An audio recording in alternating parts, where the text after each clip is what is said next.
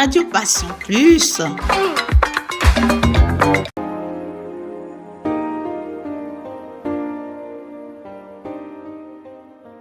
Chaque 25 novembre est célébrée la Journée internationale pour l'élimination des violences à l'égard des femmes. Symbole des inégalités femmes-hommes, ces violences sont multiples. Elles sont physiques, sexuelles, verbales, psychologiques ou encore économiques. Ces violences se manifestent partout, sphère privée, publique, scolaire, professionnelle. Elles se sont étendues à la sphère numérique avec le cyberharcèlement.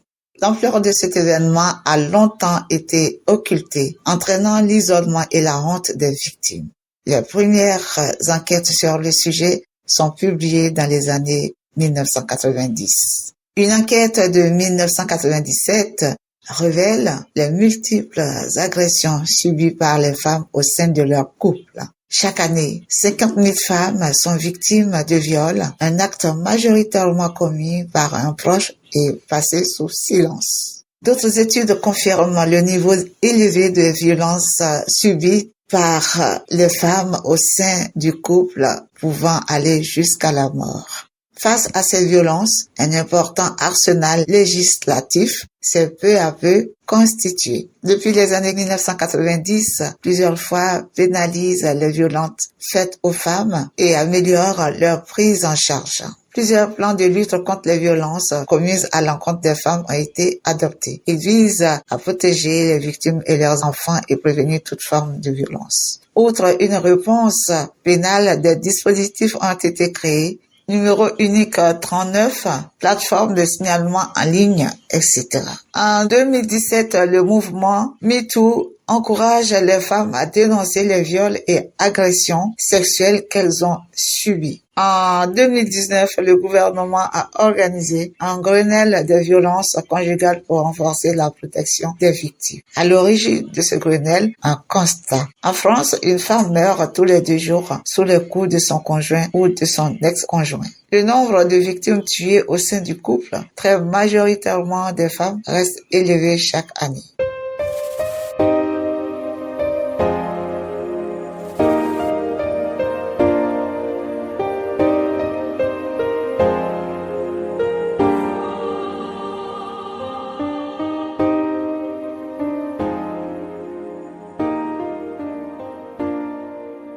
Nous sommes à l'événement dédié à la lutte contre les violences faites aux femmes ce 27 novembre à Drancy. Et je continue mon tour de table. Là, je suis au stand de la PMI en Seine-Saint-Denis. Alors, je vais passer mon micro à toutes ces personnes qui font ce travail merveilleux pour nous donner quelques détails par rapport à ce qu'ils font, à leur mission et surtout aussi relativement à cet événement. Bonjour, vous allez vous présenter amplement à nos auditrices, auditeurs et ensuite on saura qu'est-ce que vous faites, qu'est-ce que vous avez comme mission en Seine-Saint-Denis. Bonjour. Moi, je suis sage-femme en PMI, mais je suis sage-femme en santé sexuelle. En PMI, on a des sages-femmes qui font du suivi de grossesse, mais aussi des sages-femmes qui vont s'occuper de tout ce qui est santé sexuelle en général. Avant, on disait planification familiale. Maintenant, ça regroupe la santé sexuelle, plus de choses. Donc, on a des missions pour tout ce qui est contraception, IVG, mais aussi des conseils sur les relations et la vie affective, sur la première consultation gynécologique, sur les préventions des IST, et sur le choix des méthodes de contraception. Et on va aussi faire avec ma collègue des interventions en milieu scolaire pour l'éducation à la sexualité et à la vie affective. Donc ça concerne le public de la PMI, mais tous les publics en Seine-Saint-Denis. C'est des consultations qui sont gratuites, qui peuvent être anonymes. C'est en PMI aussi, on a de l'interprétariat, donc ça permet si on parle pas français, de pouvoir avoir recours à un interprète. Et c'est bienveillant et confidentiel. Donc moi, c'est Cabaret à Agathe et je travaille dans 3 centres de PMI à Drancy. Vous êtes monsieur ? Thierry Mollard, je suis responsable de circonscription PMI à Drancy. Alors peut-être je voudrais préciser très rapidement le rôle de la PMI. À Drancy, nous avons 6 centres de PMI, protection maternelle et infantile. Donc la protection infantile se décline dans nos centres à travers essentiellement des consultations médicales faites par les médecins avec les enfants et leurs familles jusqu'à l'âge de 6 ans. Vaccination, consultation médicale, conseils autour de la santé, par exemple, dépistage du handicap, entre autres.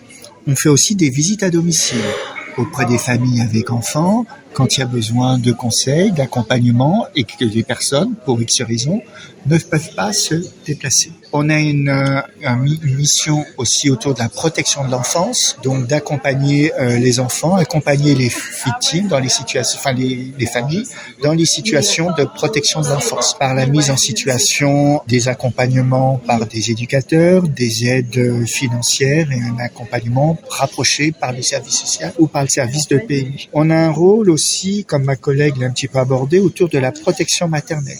Suivi de grossesse pour les femmes enceintes, où les sages-femmes en protection maternelle vont, à travers des consultations, vérifier le bon déroulement de la grossesse du côté du bébé et du côté de la santé de la maman. On fait beaucoup de prévention, où nous allons, par exemple, dans les écoles, proposer ce qu'on appelle un bilan de santé à l'école maternelle qui se fait autour de l'âge de 4 ans. Là, on va voir tous les enfants qui ont 4 ans dans les écoles et faire une consultation de puéricultrice, des tests de dépistage visuel, auditif, langage, vérifier la croissance et si on repère une difficulté, on va proposer une orientation peut-être vers l'ophtalmo si on voit que l'enfant a un trouble visuel. Donc là, c'est une vraie possibilité pour les enfants d'intervenir au plus tôt pour qu'ils puissent avoir une prise en charge adaptée à leur situation de santé. Et quelquefois, ni les parents ni l'école n'a repéré que l'enfant avait un problème auditif ou un problème visuel. Alors, il était peut-être dissipé en classe, mais tout simplement parce que peut-être qu'il n'entendait pas très bien et peut-être que s'il n'est pas dans les prémices des apprentissages de la lecture, c'est qu'il ne voit pas bien, mais que personne s'en était aperçu. Et là, tous les enfants de 4 ans sont vus. Donc c'est une formidable action de prévention. Et puis, il y a les actions autour de la planification familiale qui sont menées par la sage-femme, qui peuvent être menées par les médecins ou par la conseillère conjugale dans un certain nombre de situations. C'est que dans nos centres de PMI, les soins sont gratuits et que même si on n'a pas des droits ouverts, on peut venir. Voilà, même si on n'a pas la fameuse carte Amélie, la carte vitale.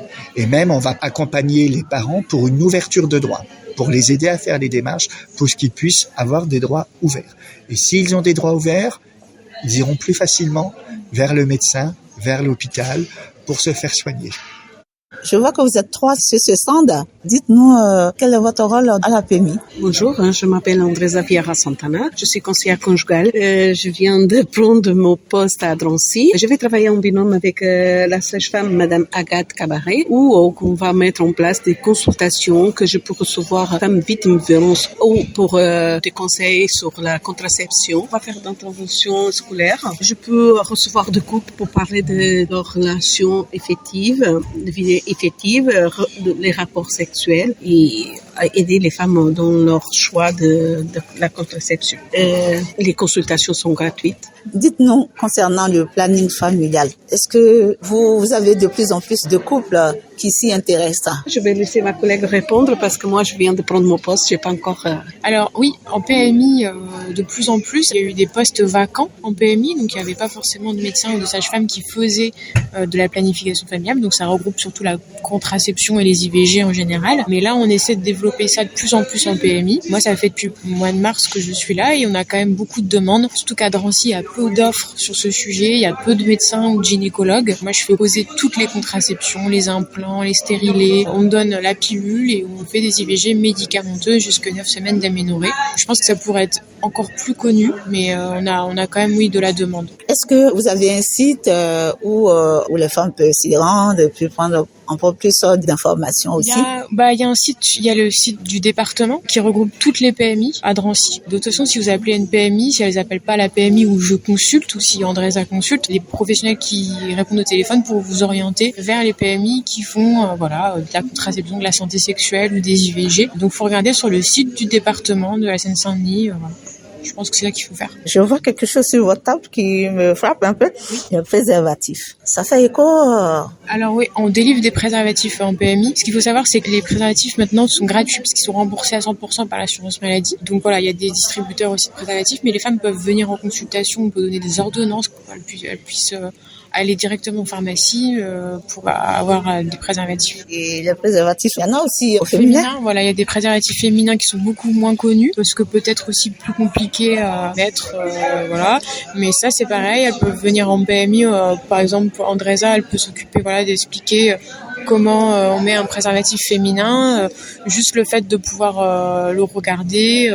Sur votre site, est-ce que vous avez des podcasts, des audios ou alors des vidéos dont nous, en tant que radio, on peut faire passer sur nos antennes, si vous le permettez? Il y a un Instagram du département de Seine-Saint-Denis où il y a pas mal de vidéos. Que ce soit des documents papier, des documents vidéo, des documents audio. Il faut en effet passer par le site du département. Sinon, vous pouvez contacter aussi directement un des centres de PMI qui vous orientera au bon endroit. Il y a des autorisations à demander, mais bien sûr, si ces documents ont été faits, c'est pour qu'ils puissent servir. Merci pour votre temps, merci pour tout ce que vous faites et puis on se dit à très bientôt. Vous me verrez peut-être certainement aussi dans vos locaux.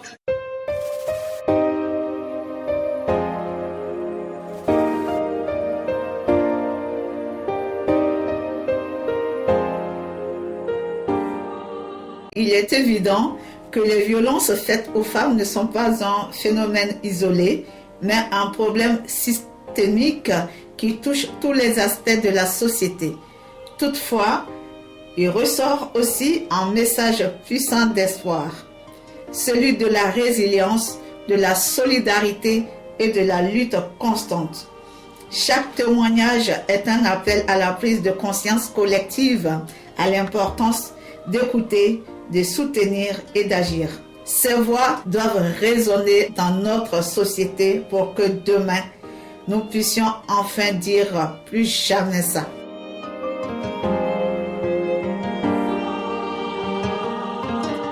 Nous disons également merci à Monsieur Benjamin Ruska avec ses collaborateurs aux côtés des femmes pour leur lutte. Merci à tous les organisateurs de cette journée internationale de la lutte contre les violences faites aux femmes et à très bientôt.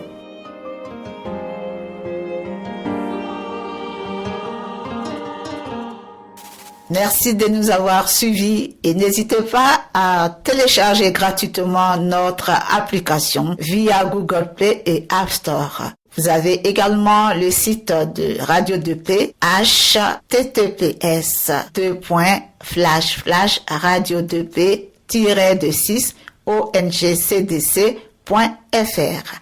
Merci et à bientôt.